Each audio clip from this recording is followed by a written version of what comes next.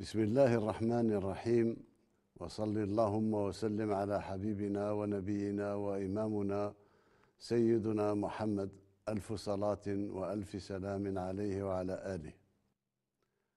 أخواتي المواطنات، إخواني المواطنين، يسعدني أن أتوجه إليكم جميعا داخل الوطن وخارجه بأسمى آيات التهاني بمناسبة حلول عيد الفطر المبارك، أعاده الله علينا بالخير والبركة والهناء.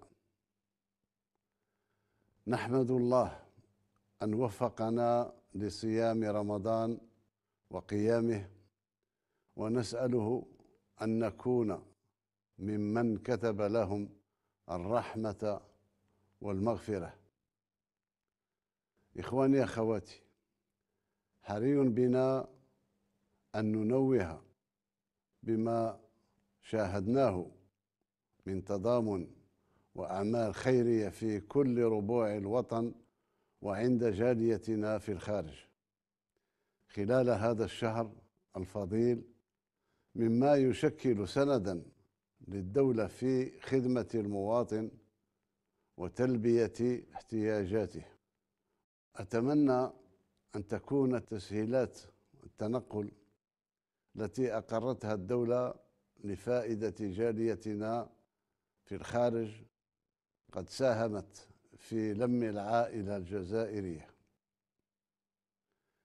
يجب أن لا ينسينا احتفالنا بعيد الفطر المبارك معاناة إخواننا في فلسطين المحتلة وانتهاك حرمة المسجد الأقصى أولى القبلتين وثالث الحرمين أمام مرأى العالم وصمته، وحالة الفرقة والاحتراب التي طالت أشقاءنا في السودان، مجددين دعوتنا لهم بضرورة تغليب لغة العقل والمصلحة العليا للوطن للحفاظ على أمتنا العربية والإسلامية.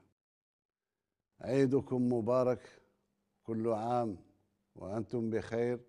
تحيا الجزائر أبية شامخة، المجد والخلود لشهدائنا الأبرار، والسلام عليكم ورحمة الله تعالى وبركاته.